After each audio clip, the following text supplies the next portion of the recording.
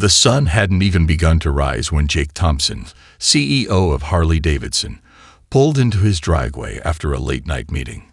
The rhythmic hum of his powerful motorcycle, a 2021 Road Glide Special, echoed in the stillness of the affluent suburban neighborhood.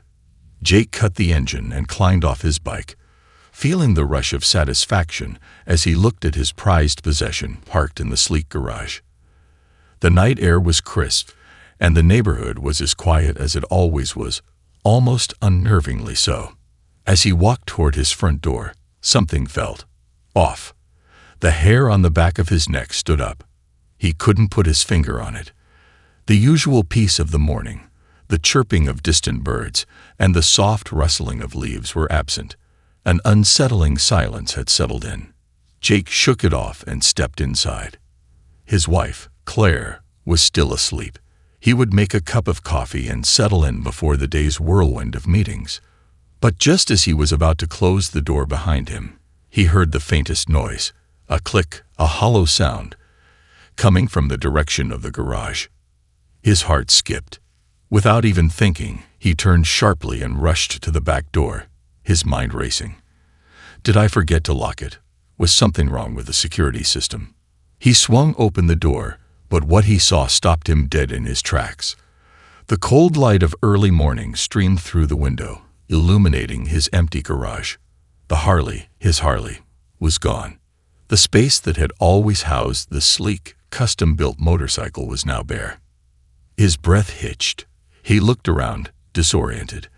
This couldn't be happening. His mind raced. Did someone break in? Was there a robbery? His heart was pounding now, and a cold sweat prickled at his neck. He rushed out into the driveway, scanning the street. Not a sign of it. He called out to his neighbors, but the houses around him remained eerily still. Nobody was awake yet, or at least nobody was stirring. Frantically, he grabbed his phone and dialed the police. 911, what's your emergency? The dispatcher answered. Someone's taken my motorcycle. It's gone. I don't know how, but it's just gone. Jake's voice was tight with urgency, but beneath that panic was an overwhelming sense of disbelief. Sir, we'll need to file a report. Can you confirm when the bike was last seen? Last night. It was in my garage when I got home. I don't know what happened. Jake's mind was still reeling. The police told him they'd send someone to investigate, but warned that unless there was some trace, footprints, surveillance footage, it would be difficult to track down the thief. Jake hung up, his chest tight with frustration. What the hell happened? He walked back into his garage, running his hands over the cold, empty concrete floor. His eyes flicked over to the security camera that covered the driveway. It was still working. He had checked it last week. But as he approached the monitor, something caught his eye. The feed was missing. No data. A sickening realization washed over him. Someone had tampered with the system. The bike hadn't just disappeared. It had been taken, deliberately, and without a trace. Suddenly, the nagging feeling in his gut grew into something more, like a dark cloud hanging over him. He wasn't just the victim of a random theft. No, this was more personal. And the further he dug, the more he began to wonder who was behind it. The strange silence in the neighborhood seemed even more ominous now. The next morning, Jake could hardly sit still. His mind buzzed with questions. Who took my bike? How did they get in without triggering the security system? He barely noticed his coffee cooling as he sat at the kitchen table, replaying the events over and over. The theft wasn't random. It couldn't be. Someone had planned this. He needed answers. Fast. By mid-morning, Jake was already out the door, heading straight for the HOA office. The gated community he lived in was known for its strict rules, and recently, he'd had a few tense run-ins with the board about noise complaints regarding his custom Harley. They had threatened to fine him before, citing that his bike was too loud for the peaceful atmosphere of the neighborhood. But Jake had never thought they would take such drastic action. As he approached the HOA office, the small, nondescript building felt strangely ominous. The windows were shut tight, and the blinds were drawn, despite the warm sun shining outside. There wasn't a single car in the parking lot. Where was everyone? He stepped inside, pushing open the door with a firm grip. The cool air inside hit him, and the sterile, almost suffocating silence was broken only by the low hum of a computer in the corner. A woman behind the desk looked up, her expression blank. She was the secretary, a lifeless presence who never seemed to offer much warmth. Her lips curled into a tight, professional smile, but there was something off about her. Her eyes darted to the locked cabinet behind her, then back to Jake with an unsettling quickness. "Mr. Thompson," she said, her voice flat. "How can I help you today?" Jake leaned forward, his eyes narrowing as he spoke. "I need to know what happened to my bike. It was stolen from my garage last night, and I have reason to believe the HOA had something to do with it." The secretary blinked, momentarily taken aback by his directness. She quickly recovered, but Jake noticed the way her fingers lingered just a bit too long over the phone, as if she was debating whether or not to make a call. Her eyes flitted toward the back of the office, where a series of filing cabinets were tucked away in a corner. "I'm sorry, Mr. Thompson. We haven't received any reports of theft. Perhaps you should check with the local authorities," she suggested, her tone too sweet, too rehearsed. Jake's gut tightened. This wasn't right. He could feel the pressure building in his chest, like a slow-burning fuse. "They're hiding something. I know my rights. I've spoken to the police, but I believe you took my motorcycle and sold it." Jake pressed, his voice rising with a mix of anger and disbelief. The secretary's gaze flickered to the locked cabinet again, the unease in her face barely hidden. I don't know anything about that," she stammered. Jake's eyes never left her face as he stepped closer to the desk, his voice now icy. "I've had enough of the games. I want to see the records. Right now." The secretary froze, and for a moment, the world outside seemed to fade away.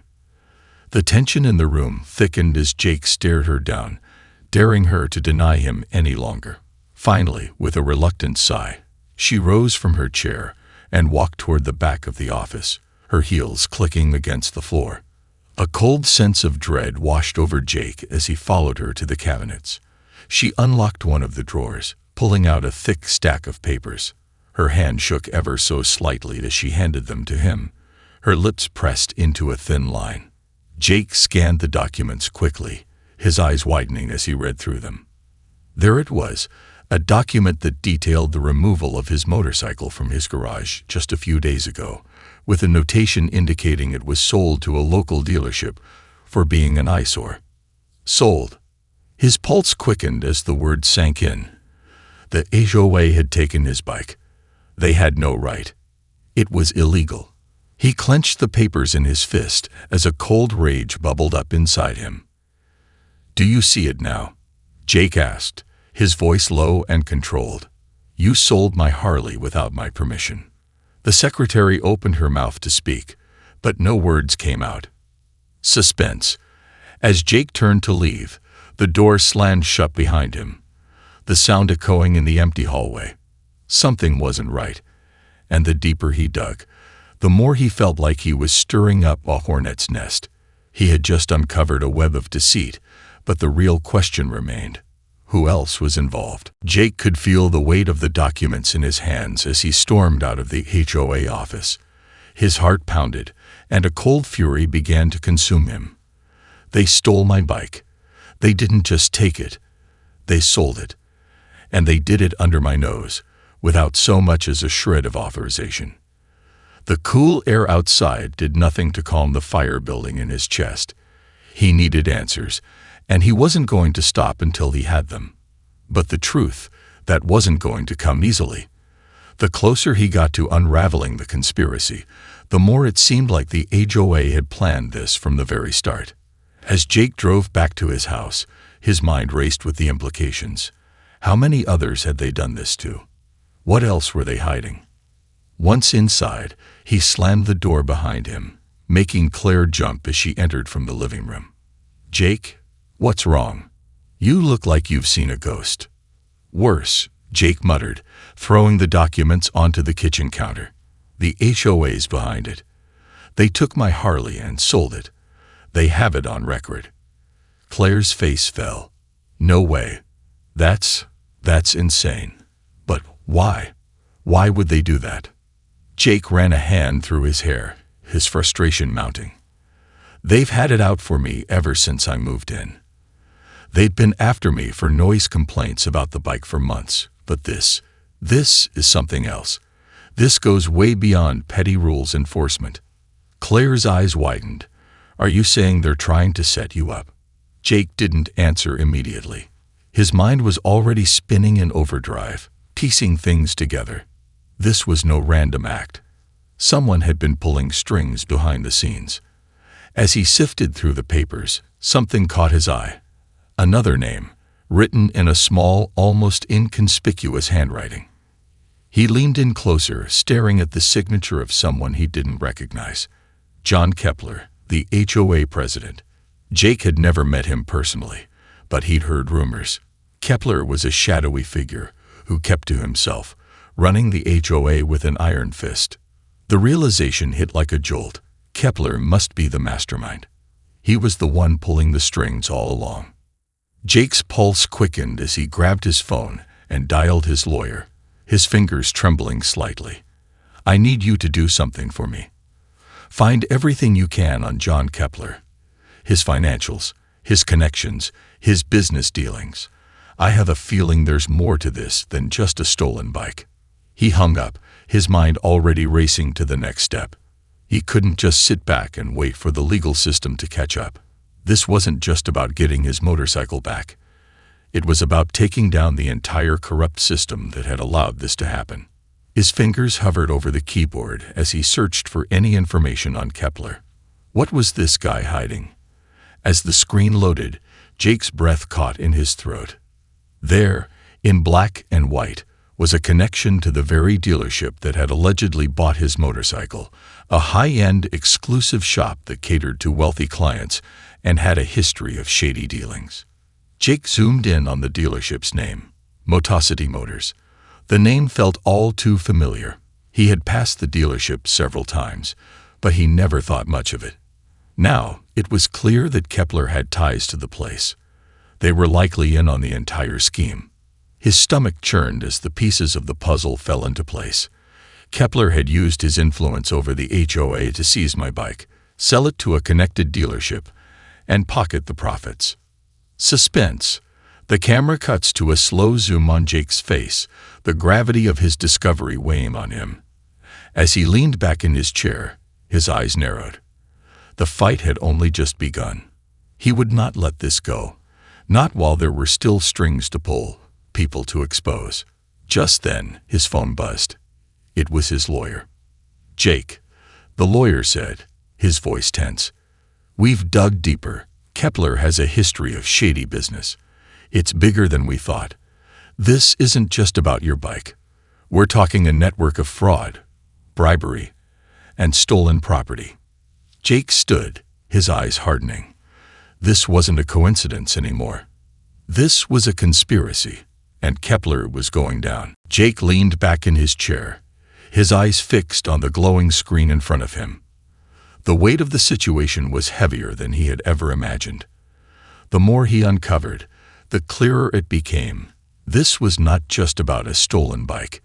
It was about an intricate web of deceit that reached into the very core of his community, a community that was supposed to be safe, calm, and above board. But now, Jake wasn't just fighting for his motorcycle. He was fighting for justice.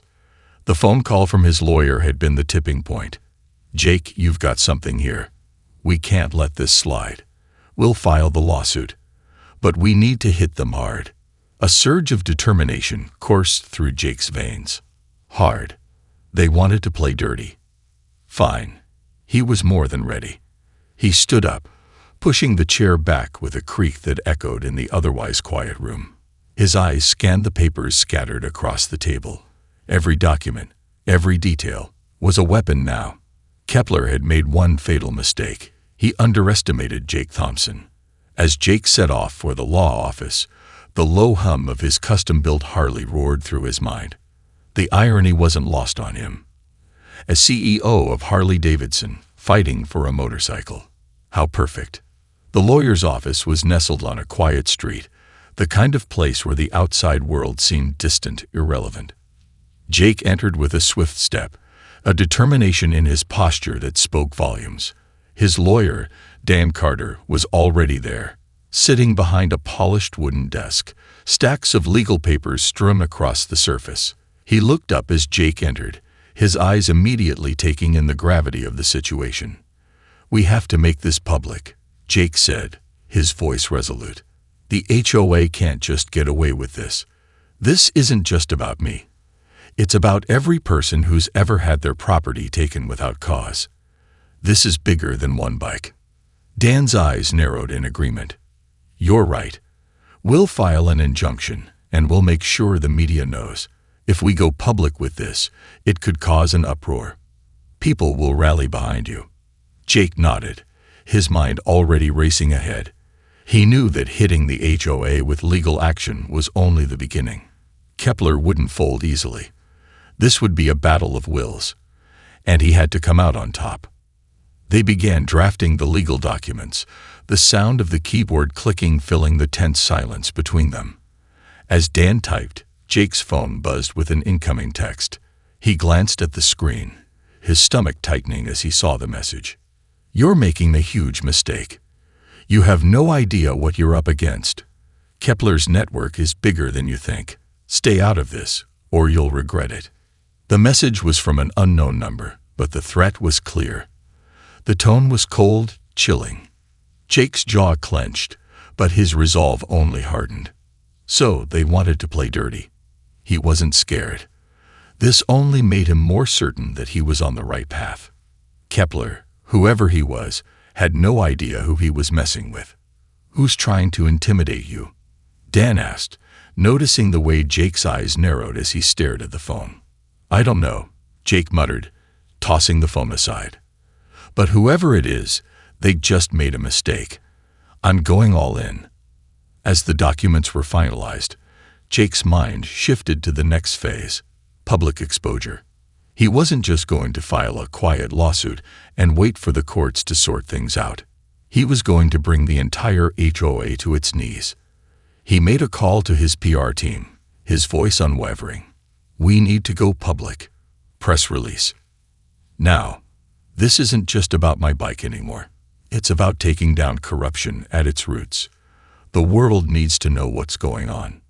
The camera followed Jake as he walked out of the office, his steps purposeful, the weight of the battle ahead settling on his shoulders. The parking lot outside was bathed in the orange glow of the setting sun, casting long shadows on the ground.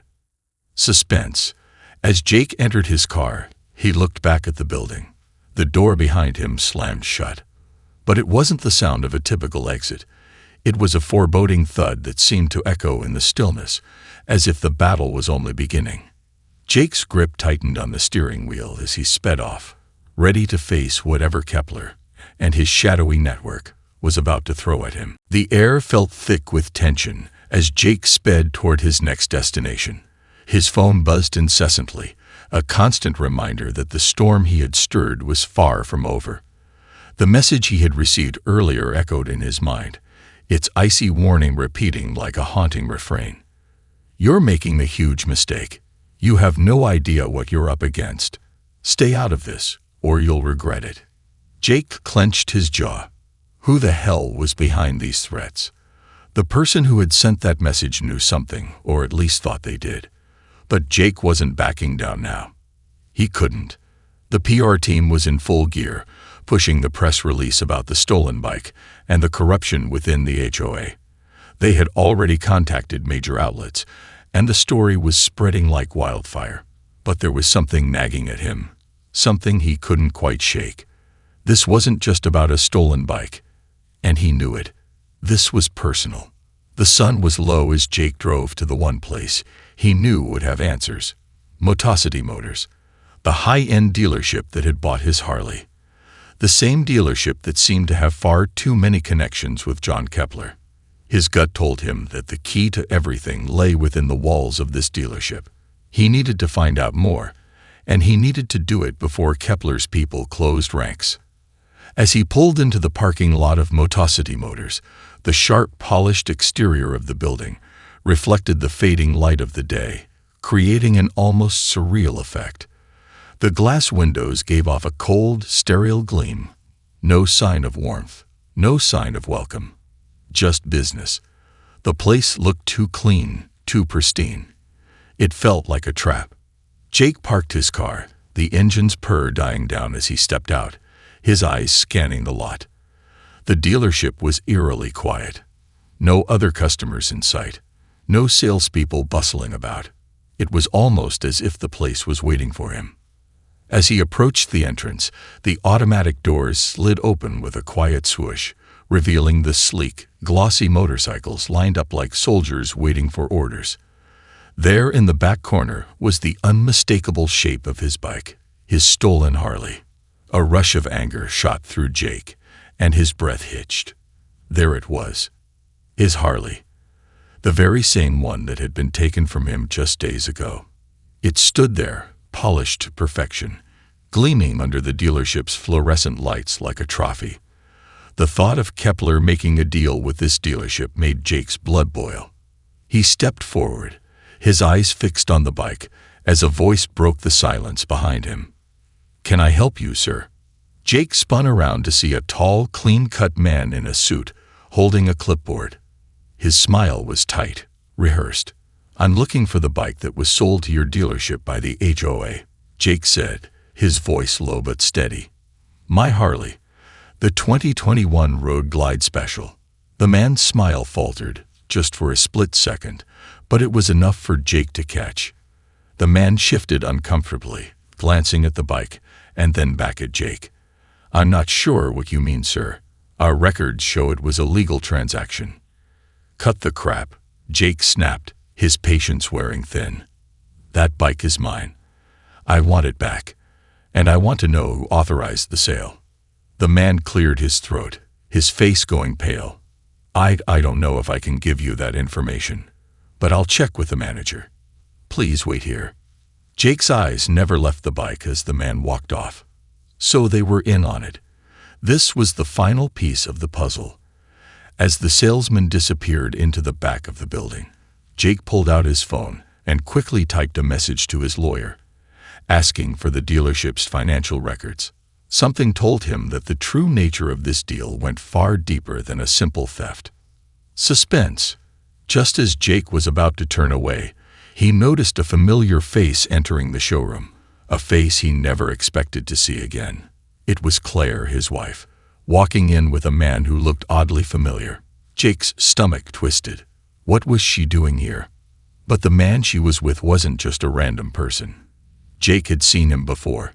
He was one of the top board members of the HOA. Jake's heart pounded in his chest as he watched Claire walk into Motocity Motors, arm-linked with a man Jake had seen in the HOA meetings, Victor Stroud. Stroud was known for his tight grip on the board and his notorious ruthlessness in making decisions. Jake's mind spun. What was Claire doing here with him? His feet moved before his mind could catch up. He closed the distance between himself and Claire, ignoring the salesman who was now speaking to the manager in the back. He reached them just as Claire was laughing at something Stroud had said. It felt surreal. A sickening feeling twisted in Jake's stomach. "Claire." Jake's voice cut through the air, sharp and demanding. She froze. Her smile faded instantly as she turned to face him, her eyes wide with an almost imperceptible panic. The moment lingered for a beat too long, and Jake noticed the subtle tension in her posture. "Jake, what are you doing here?" Claire stammered, her voice high-pitched, too defensive. Jake's eyes moved to Stroud, who stood beside her, a smirk curling on his lips. The man's gaze was calculating, measuring. "Don't pretend like you don't know why I'm here," Jake said, his voice low and cold. "I'm here for my Harley, Claire, and I want to know what the hell you're doing with him." Claire's eyes flickered toward Stroud, then back at Jake. "It's not what you think. Please, just..." Not what I think. Are you seriously telling me that you don't know what he's involved in? Jake's voice raised now, a mix of disbelief and betrayal. He glanced at Stroud, who didn't even flinch. The man seemed to relish the discomfort building in the room. Tell me, Claire, how deep does this go? Stroud chuckled, his voice dripping with condescension. I think it's time you learned the truth, Jake. Your wife and I have been doing business for quite some time now. We've been making arrangements, things that could, how do I put this, solve some of your problems. Jake felt his world tilt on its axis. His gaze snapped back to Claire. You're working with him. You're part of this. Claire's face twisted in a mix of guilt and frustration. I didn't have a choice, Jake. It's not that simple. Not that simple. Jake's voice cracked. You've been conspiring with the same people who've been taking my property and selling it off. You sold me out, Claire.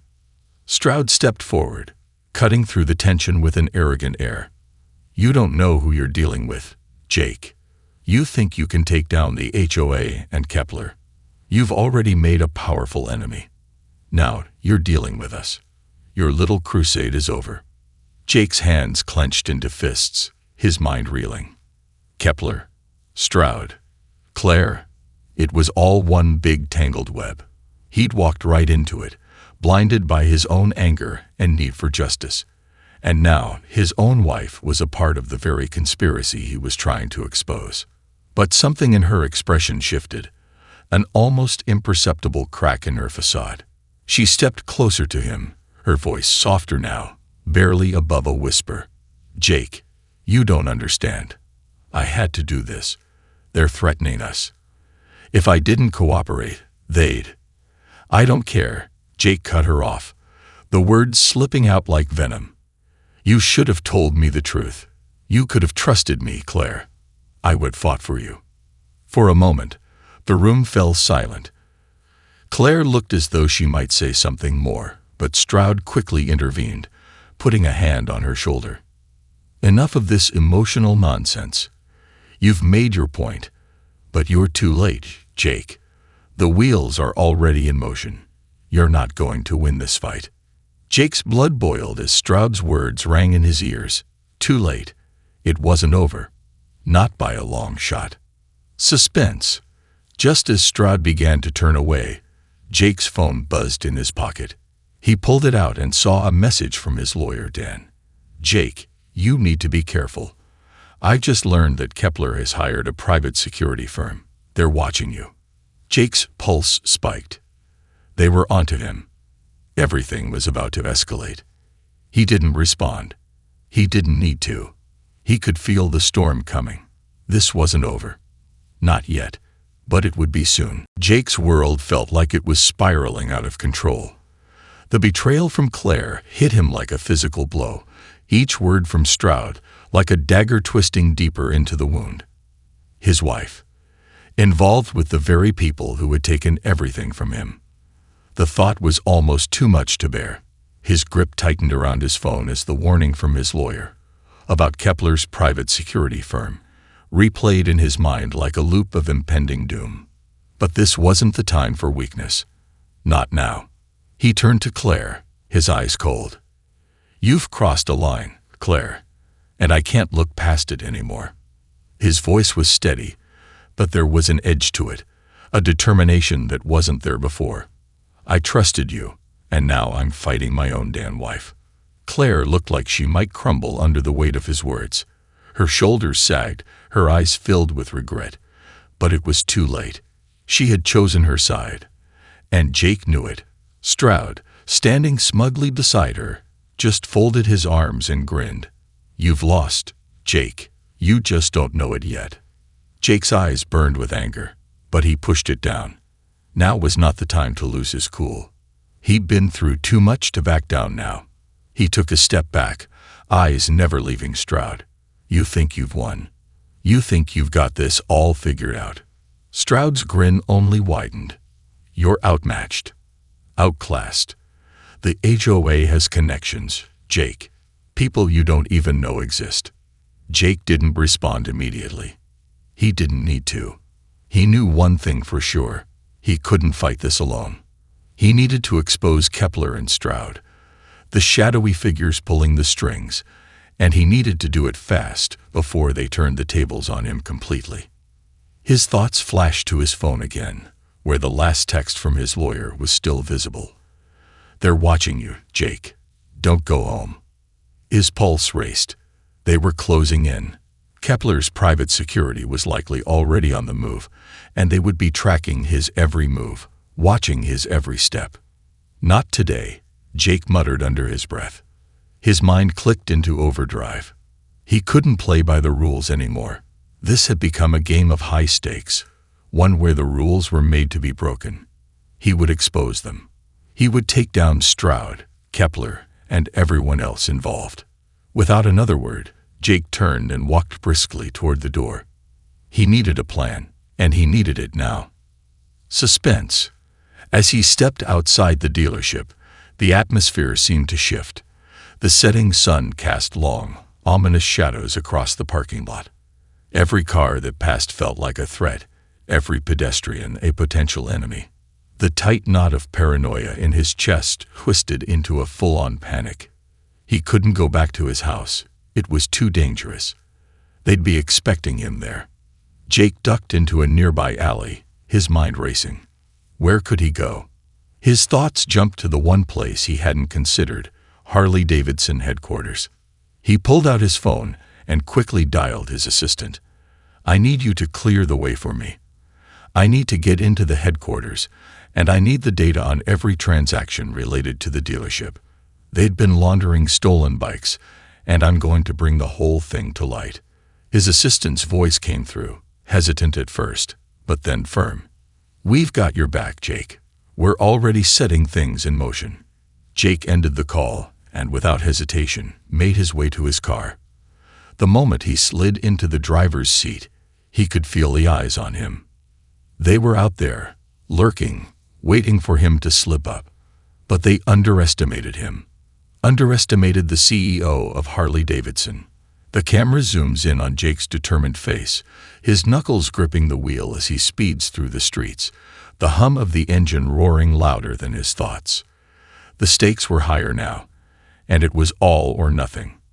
He wasn't just fighting for a stolen bike anymore. He was fighting for everything that had ever mattered.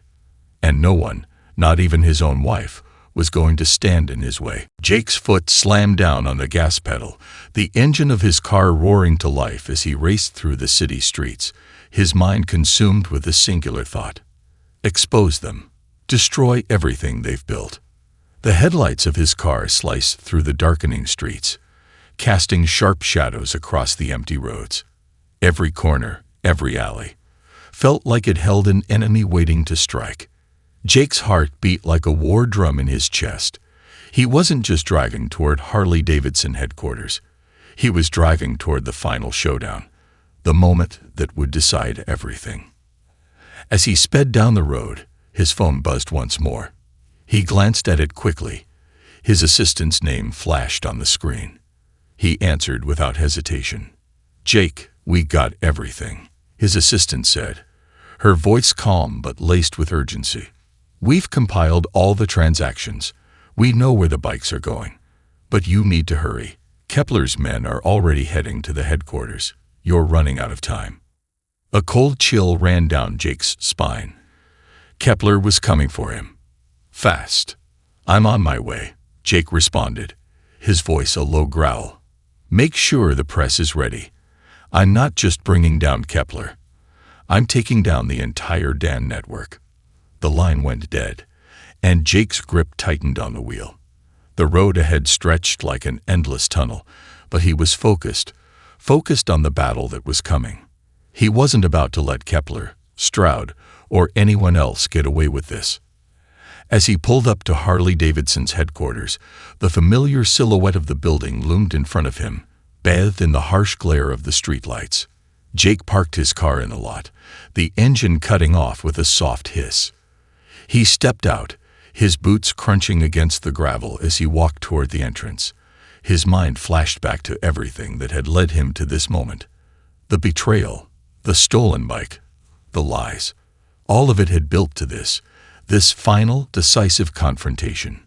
Inside, the lights buzzed overhead, the hum of the office building a stark contrast to the storm of tension rolling through Jake. His assistant was waiting at the front desk, an urgent look on her face. "Everything's ready," she said. "The team has already secured the data. The press is set to release everything. You just need to get to the main server room." Jake nodded, his jaw clenched. They had no idea what they were about to face. Kepler's men were coming, and the battle for control of this operation was about to get bloodier. He needed to move fast. As he made his way toward the server room, the footsteps behind him were unmistakable. He turned around to see a group of men, their faces obscured by the shadows. Kepler's hired muscle, silent, deadly, and well-prepared. "You really thought you could take us down?" one of the men said, his voice low, almost mocking. Jake didn't flinch. "I'm not afraid of you," he said, his voice steady. "You're just the last piece of a broken system. And I'm about to tear it all down." The men laughed, stepping closer, but Jake wasn't alone. His team of security specialists, already positioned in the shadows, moved with precision. Within seconds, the men were subdued, their weapons confiscated. Jake pushed through the door to the server room, where rows of blinking lights and buzzing machines greeted him. His assistant was there, the data already pulled up on the screen. "Here," she said, pointing to the files. "Everything you need to take Kepler down is in these logs. Every illegal transaction, every cover-up. It's all here." Jake took a deep breath, his hand hovering over the keyboard. He wasn't just going to expose Kepler. He was going to burn everything to the ground. He clicked the send button. A wave of satisfaction washed over him as the data began to upload to every major news outlet, every government agency that mattered. Kepler's empire was crumbling. Suspense. But just as Jake thought the battle was won, the door behind him slammed open, and there stood Kepler himself, a dark figure in a tailored suit, his eyes burning with fury. "You think you've won, Jake? You think you can beat me?" Jake didn't hesitate. "It's over, Kepler. Your empire's done. The truth's out. There's no place left to hide." The room filled with an electric silence, the tension so thick it was almost palpable. Kepler's lips curled into a grim smile. "You're mistaken if you think this is the end. It's just the beginning." Before Jake could react, the sound of sirens wailed in the distance, loud, fast, and closing in.